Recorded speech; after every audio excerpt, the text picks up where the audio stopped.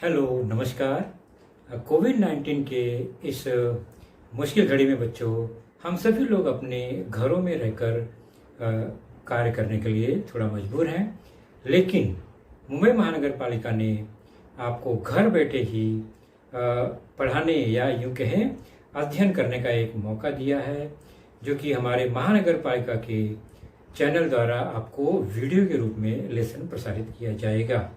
और उस लेसन के जो विषय हैं वो आपके स्क्रीन पर दिखाई देंगे और उसके टॉपिक भी आपको स्क्रीन पर ही दिखाई देंगे। तो चलिए शुरू करेंगे हम आज का अपना लेसन।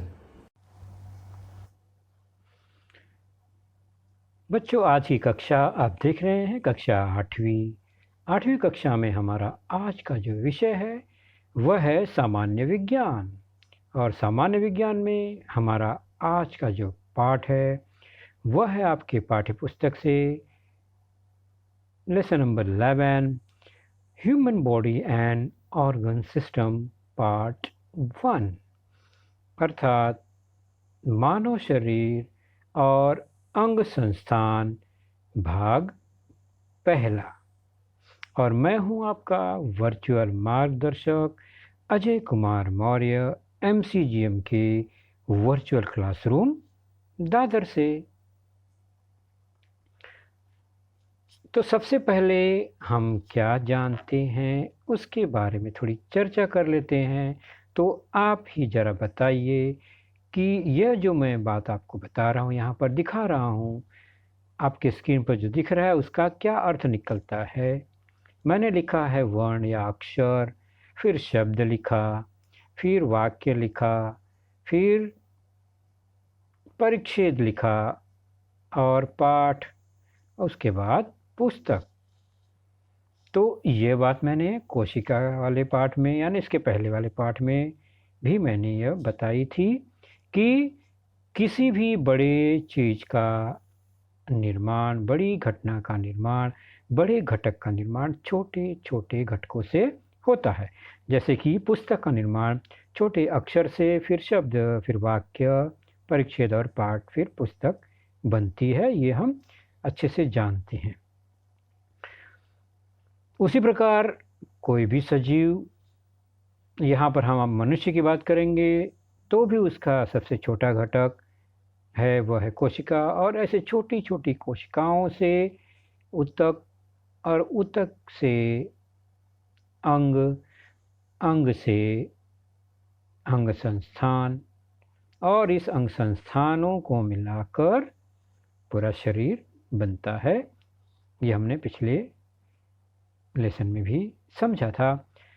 तो मानव शरीर भी कई अंग संस्थानों और प्रत्येक अंग संस्थान कई विविध अंगों से, प्रत्येक अंग छोटे छोटे ऊतकों से, और जो प्रत्येक ऊतक होता है वह कई कोशिकाओं से मिलकर बनता है।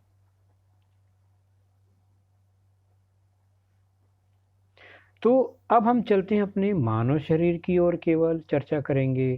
तो मानव शरीर में कई आंतरिक और बाह्य अवयव होते हैं, यानी अंदर जो हमें दिखाई नहीं देते और बाह्य अवयव जो हम आँखों से देख पाते हैं। तो नाक, ग्रसनी, श्वसन नलिका, फेफड़ा, श्वसन मध्यपटल, यह कुछ अंग हैं जिसमें नाक हमें दिखाई देता है, लेकिन ग्रसनी, श्वसन नलिका, फेफड़ा, श्वसन मध्यपटल यह अंदर का अवयव है जो हमें दिखाई नहीं देता। उसी प्रकार मुंह, अन्न नलिका, अमाशय, छोटी आंत, बड़ी आंत, यह भी हमारे शरीर का ही अंग है, लेकिन मुंह हम बाहर देख पाते हैं। अन्न नलिका, अमाशय, छोटी आंत, बड़ी आंत, यह अंग हमें दिखाई नहीं देते क्योंकि वह आंतरिक अवयव हैं। तो हमने अभी क्या देखा कि ये दोनों जो अंगों की अपने यहाँ ग्रुप देखा, पहला नाक के साथ जो ग्रुप है, दूसरा मुंह के साथ एक ग्रुप है। नाक वाला ग्रुप जो है वो एक कार्य करता है, श्वासोच्छ्वास श्वसन का कार्य करता है, जबकि मुंह वाला जो घटक है वह पाचन संस्थान का कार्य यानी पाचन की क्रिया करने का कार्य करती हैं। तो कई अंग मिलकर किसी एक प्रक्रिया को करते हैं तो वे संस्थान का हिस्सा बनते हैं। जैसा कि हमने अभी देखा कि ये दो ग्रुप है, ऊपर वाला नीले रंग का यह श्वसन प्रक्रिया करने वाला श्वसन संस्थान का ग्रुप है और नीचे पाचन की क्रिया करने वाला पाचन संस्थान का अंग है। तो आप समझ रहे हैं ना, संस्थान में कई अंग मिलकर एक कार्य करते हैं। तो हमारा शरीर और शरीर में कई अंग संस्थान आपको दिखाई देंगे। इस चित्र में हम देख रहे हैं जो लाल और नीले रंग की कुछ नलिकाएं हैं, वाहिनियां हैं, जो रक्त परिसंचरण संस्थान के अंग हैं। उसके बाद ऊपर हड्डी पसलियां जो दिखाई दे रही हैं वो अस्थि संस्थान के अंग हैं। और नीचे आप देख रहे हैं पसलियों के पीछे फेफड़े व श्वसन संस्थान के अंग हैं। और आंतों की रचना जो देख रहे हैं वो पाचन संस्थान के अंग हैं। तो हमारे शरीर में कई संस्थान कार्य करते हैं तो पूरा शरीर कार्य करता है। पाचन संस्थान की बात करें या और संस्थान की, तो ऐसे कई संस्थान हमारे शरीर में हैं, उनके नाम को जान लेते हैं। तो पाचन संस्थान, श्वसन संस्थान, रक्त परिसंचरण संस्थान, अस्थि संस्थान, पेशीय संस्थान, तंत्रिका संस्थान,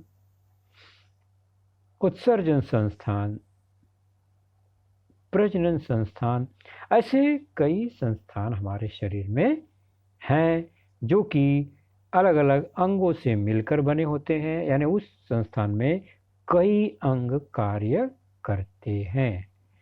तो हमारी चर्चा होगी अभी श्वसन संस्थान पर, जिसके प्रमुख अंग कौन कौन से हैं। तो नाक, ग्रसनी, श्वसन नलिका, फेफड़ा और श्वसन पटल या श्वसन मध्य पटल। तो nose, pharynx, windpipe, lungs, diaphragm, ये सब श्वसन संस्थान के विविध अंग थे। और श्वसन संस्थान पे हमने प्रारंभिक जानकारी ली है, किस तरह नाक द्वारा हवा बाहर से अंदर ली जाती है, फिर फेफड़े में जाके वापस नाक से हवा बाहर आती है।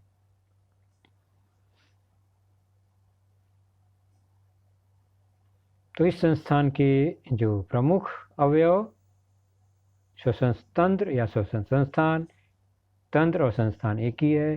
तो बाह्य अवयव नाक है और फिर गले के पीछे ग्रसनी दिखाई दे रहा है यहाँ पर, और फिर नलिका है, श्वसन नलिका,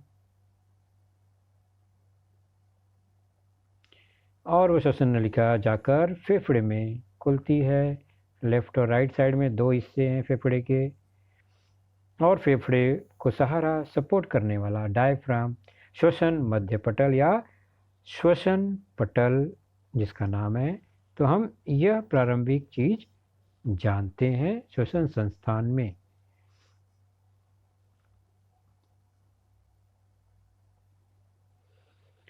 तो हमारे शरीर में श्वसन संस्थान में श्वसन की क्रिया 3 चरणों में पूरी होती है। ये बात आश्चर्य वाली है लेकिन समझने वाली है।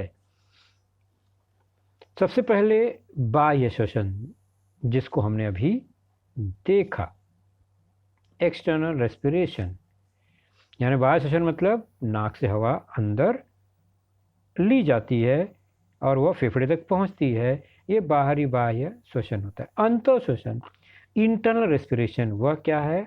तो हवा अंदर जाने के बाद उसका क्या होता है, वह अंतः श्वसन में, और उसके बाद आगे की क्रिया कैसे होती है, वह कोशिका श्वसन कहलाती है। तो श्वसन की क्रिया 3 चरणों में पूरी हुई: बाह्य श्वसन, अंतः श्वसन, कोशिका श्वसन, external respiration, internal respiration and cellular respiration.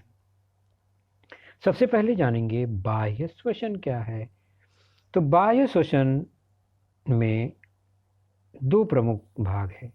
एक तो हम नाक से हवा अंदर लेते हैं, महसूस करते हैं, वह निश्वास कहलाता है। दूसरा है उच्छ्वास, यानी नाक से हवा बाहर भी आती है, तो वह उच्छ्वास या श्वास छोड़ना कहते हैं। तो नाक द्वारा हवा अंदर ली जाती है, यहाँ से ये जो हवा है वह श्वसन नलिका द्वारा दोनों फेफड़ों में जाती है। फिर शरीर के अंदर जो क्रिया होती है, वहाँ से कार्बन डाइऑक्साइड फेफड़े में आती है और फिर फेफड़े से वह कार्बन डाइऑक्साइड श्वसन नलिका द्वारा वापस नाक से बाहर फेंक दी जाती है। तो यह दो क्रिया बाह्य श्वसन में होती है। तो सबसे पहले नाक से ली गई हवा फेफड़े तक जाती है, फिर फेफड़े में आई हुई कार्बन डाइऑक्साइड नाक द्वारा बाहर निकाल दी जाती है। तो यह चक्र होता है बाह्य श्वसन में।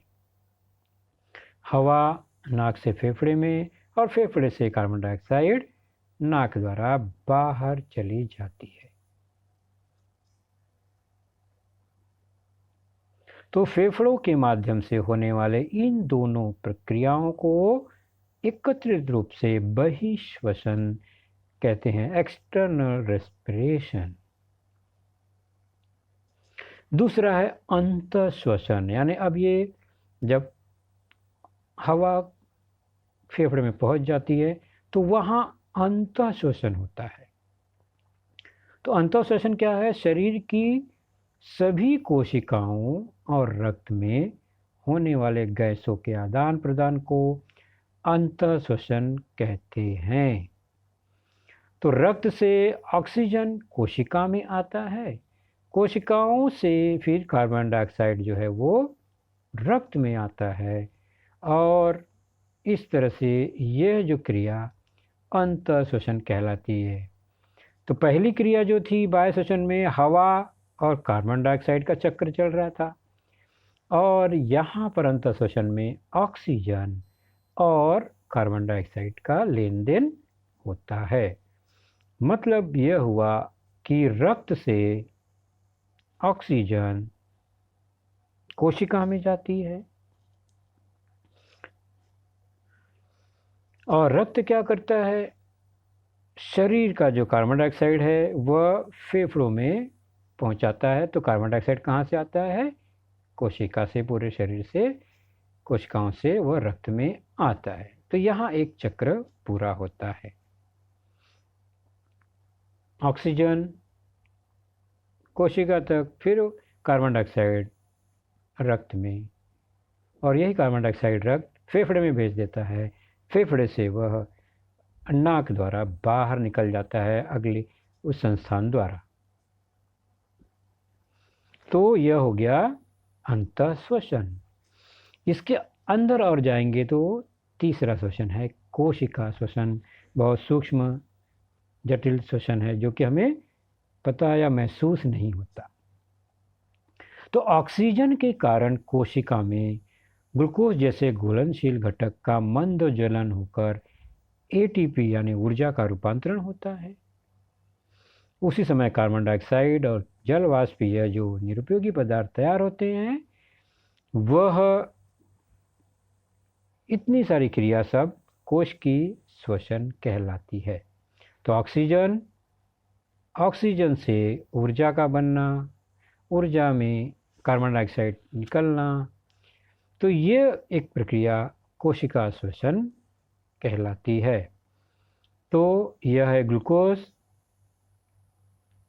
C6H12O6 ग्लूकोज का सिंबल, फिर ऑक्सीजन उसमें मिलती है श्वसन की क्रिया का, फिर मंद ज्वलन अंदर अंदर होता है, धीरे धीरे यह क्रिया होती है रासायनिक क्रिया। तो उसमें कार्बन डाइऑक्साइड गैस मुक्त होती है, साथ ही साथ जलवाष्प पानी भी मुक्त होती है, और ऊर्जा का निर्माण होता है। तो ऊर्जा बनती है, यानी श्वसन क्रिया न हो तो शरीर में ऊर्जा ही नहीं बनेगी, और ऊर्जा नहीं बनेगी तो हम जीवित नहीं रह पाएंगे।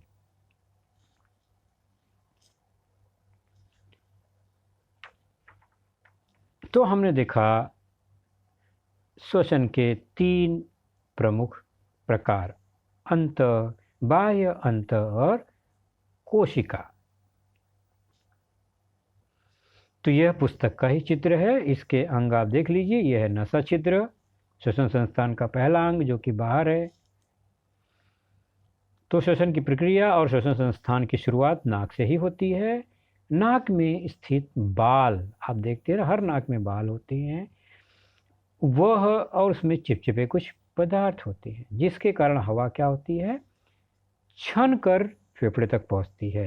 यानी हवा में कण होंगे, कुछ धूल कण मिट्टी, तो वह नाक में बालों द्वारा और चिपचिपे पदार्थों द्वारा रोक लिए जाते हैं। तो नसा छिद्र से हवा अंदर जाती है और वह ग्रसनी में पहुंचती है, फेरेंक्स। यहाँ पर आहार नली और श्वसन नलिका यहीं पर मिलते हैं। इस पर ढक्कन लगा होता है बॉल जैसा, कब हवा जानी है, भोजन के कण उसमें न चले जाएं श्वसन नलिका में, इसके लिए ढक्कन होती है। हम जब भोजन करते हैं तो ये ढक्कन बंद रहता है, और जब सांस लेते हैं तो वो ढक्कन खुलता है, तो हवा अंदर जाती है। इसलिए दोनों क्रिया साथ नहीं करनी चाहिए। हम अक्सर बात भी करते हैं और भोजन भी करते हैं और सांस भी लेते रहते हैं। तो सांस मुंह से न लेकर, या यूँ कहे कि भोजन करते समय बात नहीं करना चाहिए। हमारा ध्यान भोजन करने पर होना चाहिए, ताकि श्वसन नलिका में कोई गड़बड़ी ना हो। गड़बड़ी का मतलब कन्फ्यूज़न ना हो और कभी कोई अन्न कण उसमें न जाएं। हमने अक्सर देखा है बात करने वालों के साथ ये घटना हो जाती है, खाते खाते ठसका लगता है, फिर पानी पीना पड़ता है। तो ये क्यों हुआ? क्योंकि वो बात करते समय अन्न का महीन सा कण भी श्वसन नलिका में प्रवेश कर गया गलती से, तो यह घटना हो जाती है। तो अब श्वसन संस्थान का अगला है स्वर यंत्र। स्वर यंत्र के बाद श्वसन नलिका। तो श्वसन नलिका का शुरुआती हिस्सा स्वर यंत्र थोड़ा सा फूला हुआ रहता है, और यही नलिका आगे जाकर 2 भागों में बढ़ जाती है और वह चली जाती है फेफड़ों में। दाएं और बाएं फेफड़ों में यह पहुंच जाती है।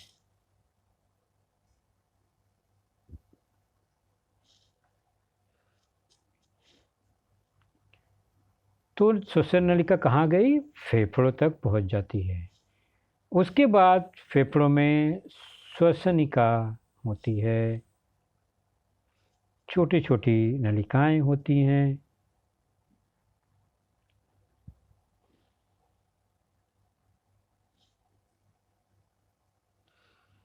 और उसी तरह उसमें बहुत सारे महीन महीन छोटी छोटी कुप्पियाँ होती हैं अंदर, जिसे वायु कोश कहते हैं।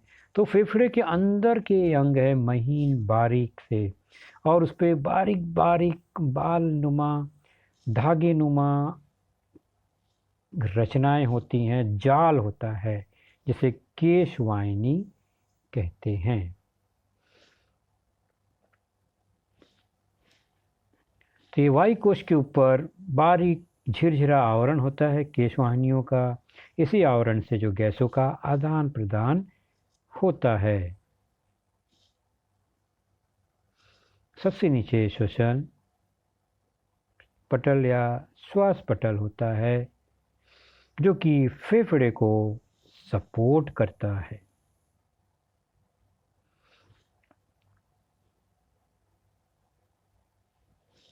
तो हम सांस लेते हैं तो यह पटल भी ऊपर नीचे सरकता है, जिससे फेफड़े को सपोर्ट सहारा मिलता है। तो फेफड़े पर दबाव कम पड़ता है, नहीं तो वो ऐसे खुले में लटक जाएगा तो शरीर पर बुरा प्रभाव पड़ेगा। तो फेफड़ों में गैसों का आदान प्रदान होने के लिए अंदर बहुत महीन वायु कोश होते हैं। और देख रहे हैं वायु कोश का जो आवरण होता है बहुत झिरझिरा होता है, उस पर पतली पतली सब जाली नुमा केश वाहिनियाँ हैं जिससे गैसों का आदान प्रदान होता है।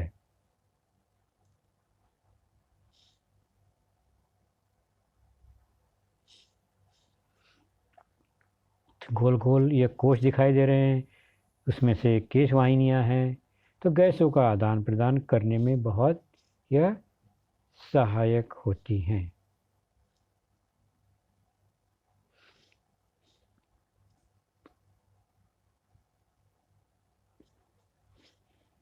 तो हवा का प्रवाह देख रहे हैं ऊपर से अंदर आता है वायु कोश में, और फिर जो केश वाहिनियाँ हैं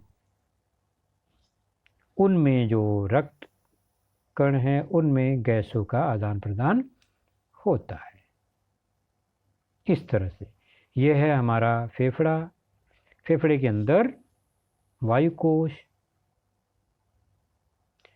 वायु कोश में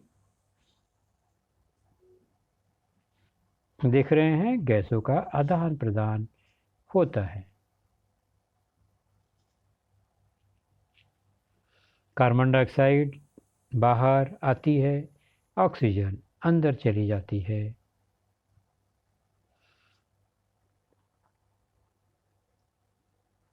फिर वहाँ से कार्बन डाइऑक्साइड फेफड़े में जाती है, फेफड़े से कार्बन डाइऑक्साइड नाक की ओर जाती है और बाहर निकल जाती है।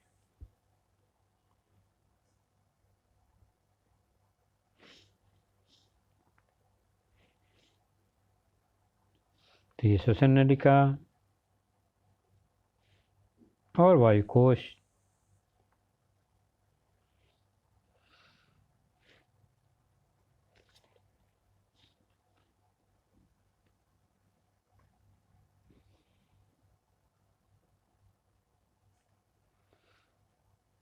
तो ये मानव फेफड़ा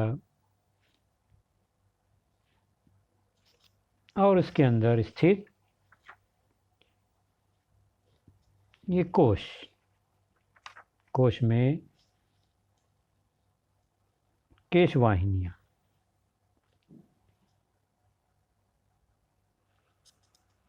तो नलिका आप देख रहे हैं व्यवस्थित होनी चाहिए, तो गैसों का आदान प्रदान व्यवस्थित होता है।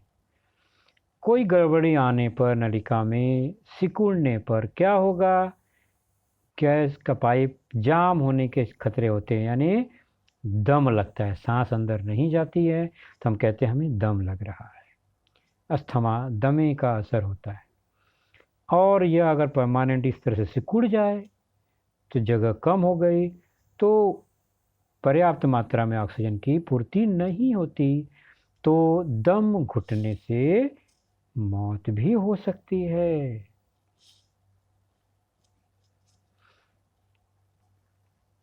लेकिन यह इंटरनल स्ट्रक्चर है। तो चलिए कुछ बातें जान लेते हैं कि साधारण स्वस्थ मनुष्य 1 मिनट में 16 से 20 बार तक सांस लेता है।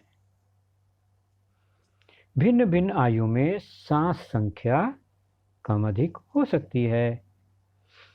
2 महीने से 2 साल तक का छोटा बच्चा प्रति मिनट 35 बार सांस लेता है, यानी तेजी से सांस लेता है। उसे अधिक ऊर्जा की आवश्यकता होती है, फटाफट सांस लेता है वह। 2 साल से 6 साल तक का बच्चा फिर 23 सांसें लेता है। 6 साल से 12 साल तक वह संख्या 20 आ जाती है, और उसके बाद धीरे धीरे यह कम होकर 18 तक पहुंचती है। फिर उसके बाद 15 से 21 साल तक 16 से 18 मिनट तक यह स्थिर रहती है।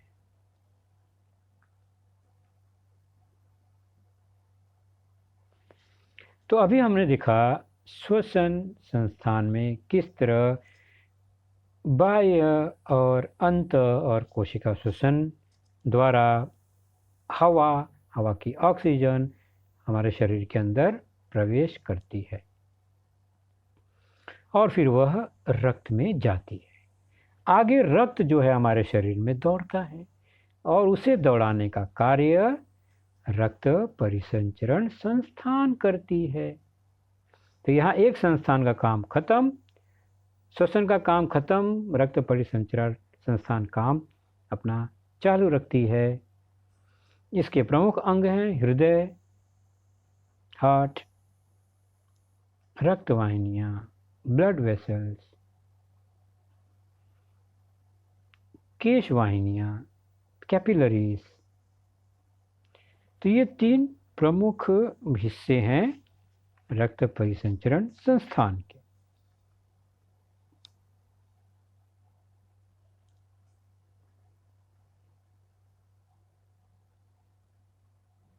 तो रक्त परिसंचरण संस्थान देखकर आप लग रहा है, देखिए कितनी सारी नलिकाएं, हमारी पाइपलाइन बिछी हुई है, जाल, लाल और नीले 2 अलग अलग रक्तवाहिनियां हैं।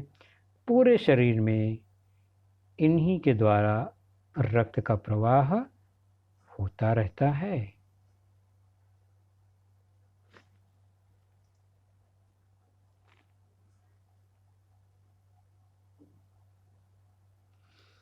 रक्तवाहिनियां 2 रंगों में यहाँ दिखाई जाएगी, लाल और नीली।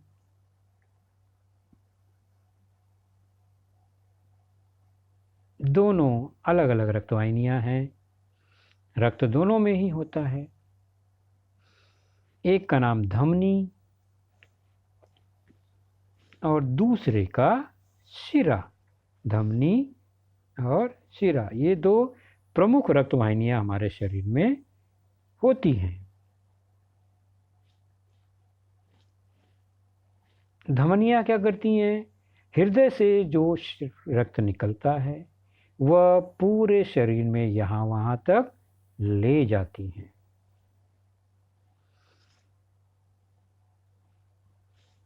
और निश्चित है कि यहाँ पर ऑक्सीकृत रक्त होता है, शुद्ध रक्त होता है, वही निकलकर पूरे शरीर में भेज दिया जाता है।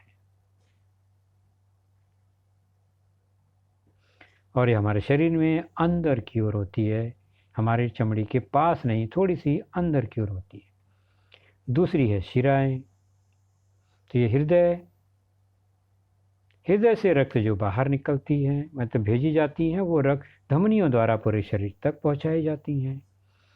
और शिराएं क्या करती हैं? पूरे शरीर से रक्त को हृदय तक पहुंचाने का कार्य करती हैं।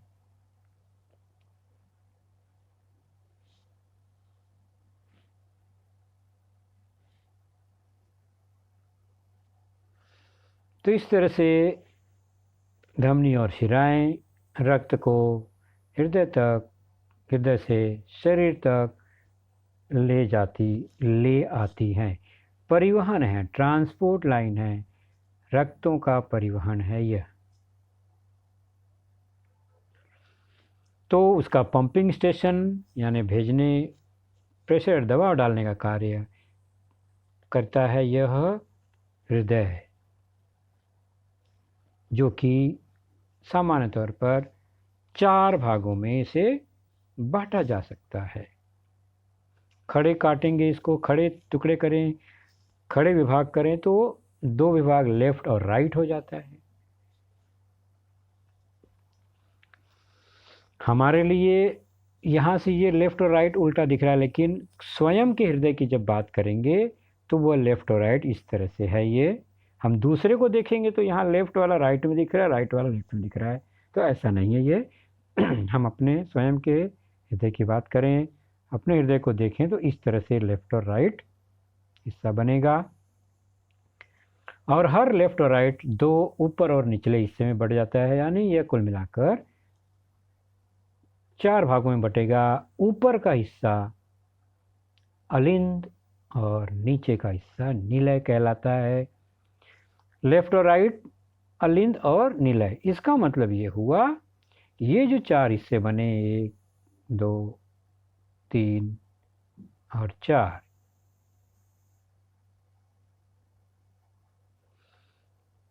जिसमें देखें तो यह लेफ्ट का अलिंद है, इसलिए राइट का अलिंद है, इसलिए दायां अलिंद, और लेफ्ट का होगा तो बायां अलिंद। तो नाम अलिंद और निलय ही है। लेफ्ट में है तो लेफ्ट, राइट में है तो राइट। उसी प्रकार नीचे दाहिनी ओर निलय, दायां निलय, बाईं ओर निलय, बायां निलय। तो 4 प्रमुख भाग हमारे हृदय के, और यह हृदय 360 ग्राम का, हमारी मुट्ठी के बराबर साइज का होता है। डबल लेयर यानी 2 आवरण इसमें होते हैं।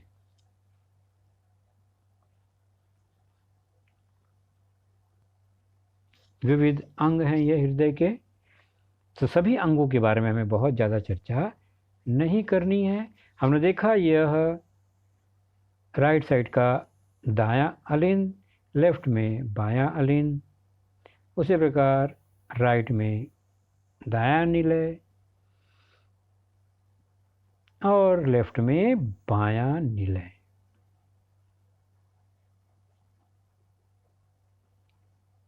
फिर से देख लेते हैं।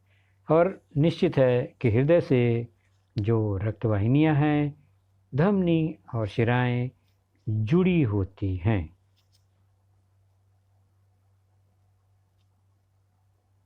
धमनियों से रक्त हृदय से निकलकर शरीर के अन्य भागों में जाता है, और शिराओं से अन्य भागों से आया हुआ रक्त हृदय में आता है।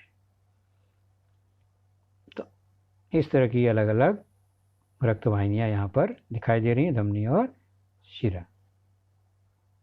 और ये हृदय के 4 प्रमुख भाग, दायां अलिंद, बायां अलिंद,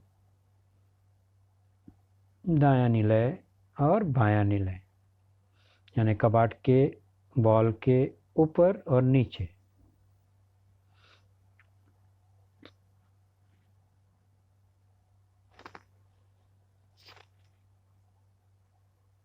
तो दायां अलिंद, बायां अलिंद,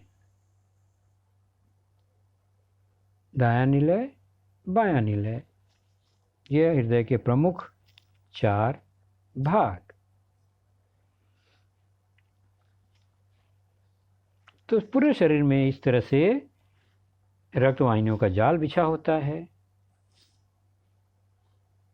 धमनी और शिराएं, हृदय से निकले हुए रक्त धमनियों द्वारा शरीर में जाती हैं।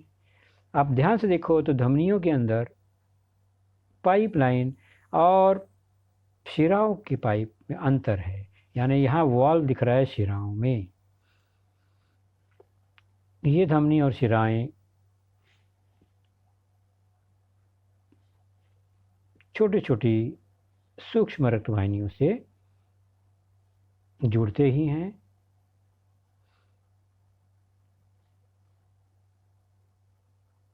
हृदय से शरीर के अन्य भागों में धमनियों द्वारा और शिराओं से अन्य भागों से होकर वह हृदय तक आती हैं।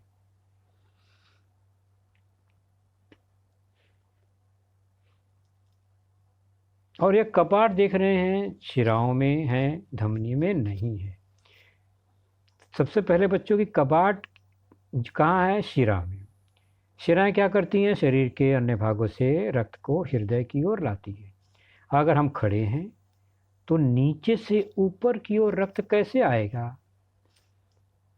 आएगा तो भी कपाट न हो, वाल्व न हो, तो पूरा रक्त वापस नीचे चला जाएगा, क्योंकि गुरुत्वाकर्षण जो है हर चीज़ को नीचे की ओर खींचता है। जबकि रक्त को ऊपर लाना है तो वाल्व के कारण जो रक्त है वो नीचे की ओर नहीं जा पाता हृदय से। केवल आने वाला रक्त आएगा एक गेट की से, लेकिन नीचे की ओर वो खुलेगा नहीं, तो रक्त से हृदय से रक्त वापस जाएगा नहीं यहाँ से।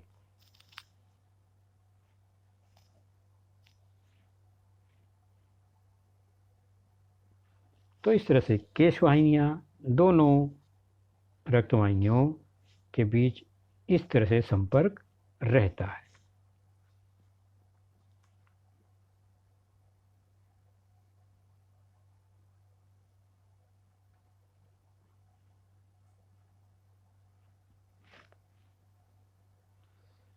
तो जैसा कि मैंने बताया, हृदय की जितनी भी रक्तवाहिनियाँ हैं, सब में रक्त का प्रवाह होता है, चाहे वो हृदय से रक्त की ओर शरीर की ओर जाएं या शरीर से हृदय की ओर आएं।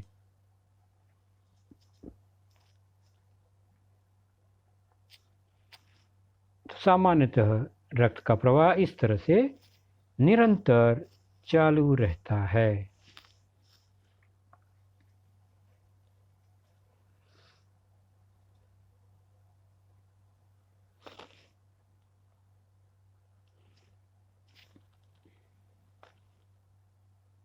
तो हृदय से फेफड़े में देख रहे हैं, जुड़े हैं ना वायु कोश, वहाँ से ही ऑक्सीजन पहुँचता है रक्तवाहिनियों में।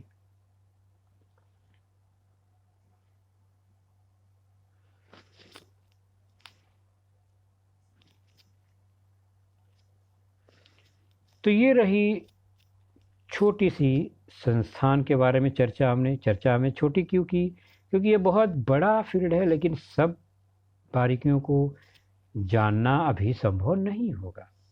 हमने केवल मोटी मोटी बातों को समझा।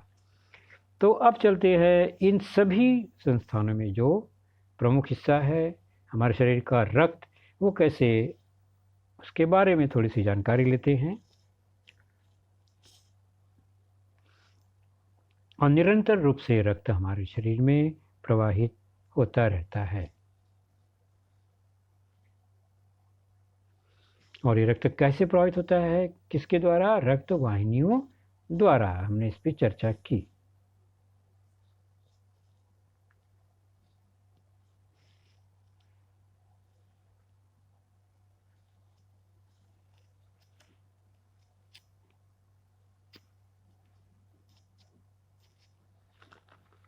तो रक्त क्या है, उस पर थोड़ी सी चर्चा कर लेते हैं। बाकी आपके पाठ्य पुस्तक में बहुत डिटेल में है। यह रक्त या रुधिर या खून सामान्य भाषा में कहते हैं, एक शारीरिक तरल द्रव्य है। हमारे शरीर में द्रव के रूप में होता है, तरल के रूप में, जो कि रक्त वाहिनियों के अंदर विभिन्न अंगों में लगातार बहता रहता है। रक्त वाहिनियों में प्रवाहित होने वाला यह गाढ़ा, कुछ चिपचिपा लाल रंग का द्रव्य एक जीवित ऊतक है। यह प्लाज्मा और रक्त कणों से मिलकर बनता है। प्लाज्मा वह निर्जीव तरल माध्यम है जिसमें रक्त कण तैरते रहते हैं। रक्त कण इसी प्लाज्मा में तैरते रहते हैं। प्लाज्मा के सहारे ये कण पूरे शरीर तक पहुंच पाते हैं, और प्लाज्मा ही है जो आंतों से शोषित पोषक तत्वों को शरीर के विभिन्न भागों तक पहुंचाता है, और पाचन क्रिया के बाद बने हानिकारक पदार्थों को उत्सर्जी अंगों तक ले जाकर उन्हें फिर साफ होने का मौका देता है। तो मानव शरीर में करीब 5 लीटर रक्त होता है। अंदाजा लगाइए, 5 लीटर, जिसमें 3 तरह की कणिकाएं हैं। यहाँ पर 2 घटकों से यह बनता है पूरा रक्त, जिसमें लाल रक्त कणिका की आयु 100 से 127 दिन तक होती है। इसके बाद वो टूट जाती हैं। परंतु इसके साथ साथ अस्थि मज्जा हमारे शरीर में जो है, बोन मैरो में, इसका उत्पादन भी होते रहता है। तो ये बनने और टूटने की क्रिया निश्चित अनुपात में होती रहती है, जिससे शरीर में खून की कमी नहीं हो पाती। तो ये सारणी आपके पाठ्य पुस्तक में बच्चों, आप इसको ध्यान से देखिए और पढ़िए, समझने का प्रयास कीजिए क्या लिखा है। तो ये जो रक्त है 2 घटकों से बना है। एक है रक्त द्रव प्लाज्मा, दूसरा है रक्त कणिका और रक्त कोशिकाएं।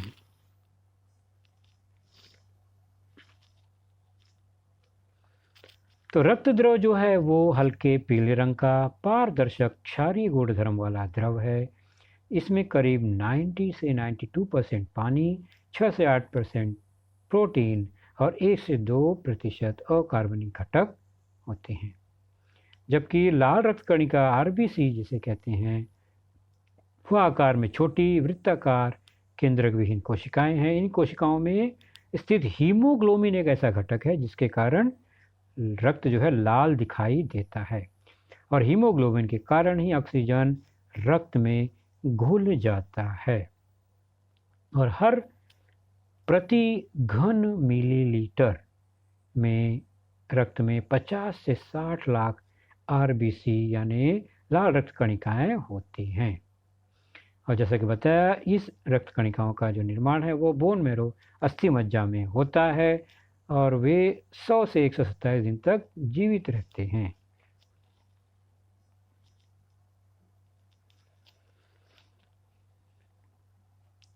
प्लाज्मा में दूसरा घटक है अल्ब्यूमिन, पूरे शरीर में पानी विभाजित करने का कार्य करता है। और रक्त कणिकाओं में दूसरी रक्त कणिका है श्वेत रक्त कणिका है, वाइट ब्लड कॉर्टिकल्स, श्वेत पेशी। यह लाल रक्त कणिका से बड़ी होती है, केंद्रक युक्त होती है लेकिन रंगहीन होती हैं और प्रति घन मिलीमीटर में यह 5000 से 10,000 ही होती हैं क्योंकि ये आकार में बड़ी हैं।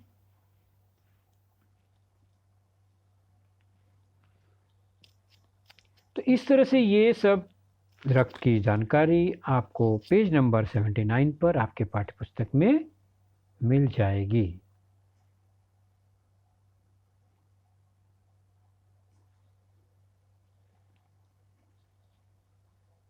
और इसी प्रकार रक्त आखिर हमारे शरीर में है तो उसका काम क्या है, कार्य क्या है, इसका एक विस्तृत टेबल यहाँ पर दिया गया है।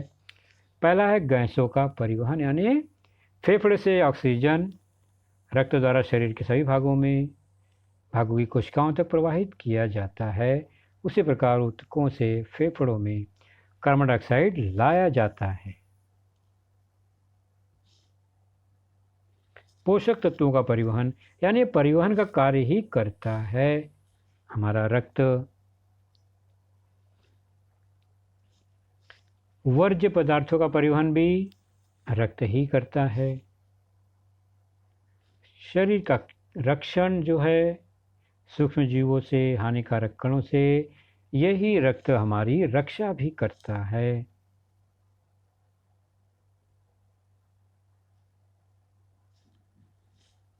तो ये विभिन्न प्रकार के कार्य जो है रक्त करते हैं, बहुत ही महत्वपूर्ण कार्य है। टेम्परेचर कंट्रोल करने का काम, ताप नियमन का काम भी करते हैं। इसलिए हमारे शरीर का तापमान इसी रक्त के कारण 37 डिग्री सेंटीग्रेड बना रहता है, एक स्वस्थ मनुष्य का तापमान। चलिए थोड़ा सा स्वाध्याय एक समझ लेते हैं। जोड़े मिलाना है, जोड़ी खोजना है। अ और ब समूह है, पाठ्यपुस्तक में ही है। पहला है हृदय का स्पंदन, यानी 1 मिनट में हृदय कितनी बार धड़कता है। याद कीजिए, यह है 72 टाइम्स, 72 बार। लाल रक्त कणिकाएं आरबीसी कितनी है प्रति घन मिलीलीटर में? 50 से 60 लाख प्रति घन मिलीलीटर में। और श्वेत रक्त कणिकाएं कितनी हैं? तो वो 5000 से 10,000 प्रति घन मिलीलीटर में हैं। अब है रक्तदान कितना किया जा सकता है एक बार में?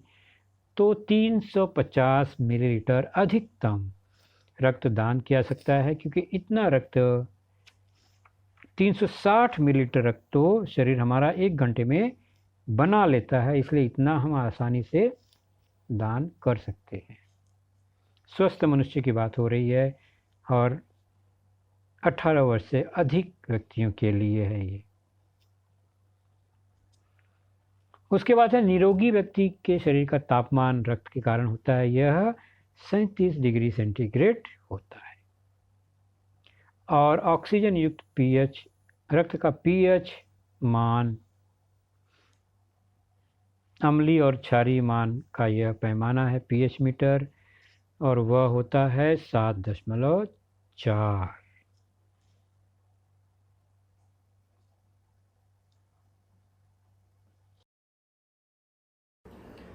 तो बच्चों, आपने देखा आज का लेसन, उसके प्रमुख मुद्दों को ध्यान से बार बार दोबारा देखकर समझने का प्रयास कीजिए, क्योंकि एक बार देखने पर किसी को भी वो पूरा मुद्दा समझ में नहीं आता। तो जैसे ही हम 2 बार 3 बार देखेंगे तो हमें वह समझ में आने लगेगा। और इसके आगे की जानकारी जो होगी बच्चों, वह निश्चित ही हमारे अगले वीडियो में होगी। तो उस वीडियो को देखने के लिए, उसकी सूचना प्राप्त करने के लिए जो नीचे सब्सक्राइब का बटन होता है उसे ज़रूर प्रेस कीजिए और नोटिफिकेशन ऑन रखिए, ताकि जैसे ही हमारा लेसन चैनल पर डाला जाएगा आपको वह तुरंत प्राप्त होगा। तो अपना ख्याल रखिए, सुरक्षित रहिए। Thank you.